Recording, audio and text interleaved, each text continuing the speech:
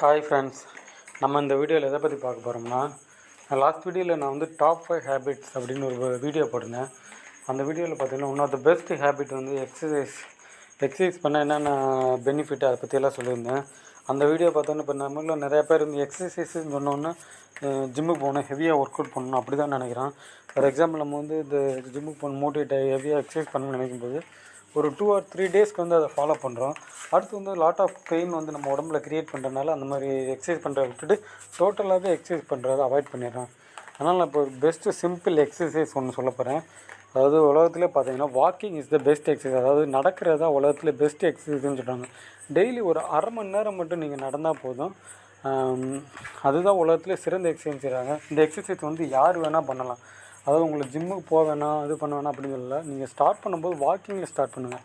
Daily ஒரு நாளைக்கு ஒரு அரை மணி நேரம் நடங்க போதும். இப்போ நடக்கும்போது பார்த்தீங்கன்னா நீங்கள் வந்து நிறையா பேர் என்ன பண்ணுறாங்க, ட்ரெட்மில்லில் நடக்கிறாங்க. அப்படி நடக்கிறது என்னுடைய பர்சனல் ஒப்பீனியன் என்னன்னு பார்த்தீங்கன்னா, பார்க்கு, பூங்கா இந்த மாதிரி ஒரு நேச்சுரல் என்விரான்மெண்ட் இருக்க இடத்துல நடந்தீங்கன்னா உங்களுக்கு வாக்கிங் எக்ஸசைஸும் எடுத்த மாதிரி இருக்கும், மைண்டு ரிலாக்ஸாக இருக்கும் சொல்லுவாங்க.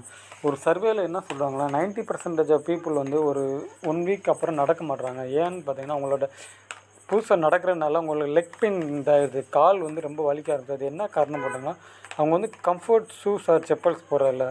கம்ஃபர்ட் ஷூன்னா என்ன, இப்போ நடக்கிறதுக்குன்னு தனியாக ஷூ செப்பல் அந்த மாதிரி இருக்கும். அதாவது நம்ம வந்து ஒரு கம்ஃபர்ட்டாக அந்த குவாலிட்டியான ஷூ அண்ட் செப்பல் போடையில் தான் நம்ம வந்து இந்த லெக் பெயின் அதெல்லாம் அந்தளவுக்கு இருக்காது. நம்மளால் டெய்லி ரொட்டீன் நடக்கூடாது. இந்த வீடியோவோட டிஸ்கிரிப்ஷனில் பார்த்தீங்கன்னா நான் வந்து ரிசர்ச் பண்ணி one of the best walking shoes and chappals அதெல்லாம் உங்களுக்கு சஜஷன் பண்ணுறேன். நீங்கள் உங்களுக்கு வாக்கிங் பண்ணுறதுக்கு ஷூஸ் அண்ட் செப்பல் சூஸ் பண்ணால் அதை சூஸ் பண்ணிக்கோங்க. ஏன் ஷூஸ் அண்ட் செப்பலுக்கு இம்பார்ட்டன்ட் கொடுக்கணும்னா, நம்ம வந்து குவாலிட்டிஸான ஷூ அண்ட் செப்பல் அதை யூஸ் பண்ணாதனால நம்ம வந்து இந்த ஹேபிட்ஸ் வந்து ஒரு 2 or 3 டே ஃபாலோ பண்ணிவிட்டு கால் வலிக்குது அந்த மாதிரி ரீசன் சொல்லிட்டு நம்ம வந்து ஸ்டாப் பண்ணிடுறோம். அதனால் எப்பவுமே quality plus comfort shoes and chappal போடுங்க. அதே மாதிரி வந்து பார்த்திங்கன்னா கம்ஃபர்ட்டான ட்ரெஸ் போடுங்க. அதாவது நிறைய பேர் நடக்கையில் பார்த்திங்கன்னா ஃபார்மல் ட்ரெஸ் போடுறது.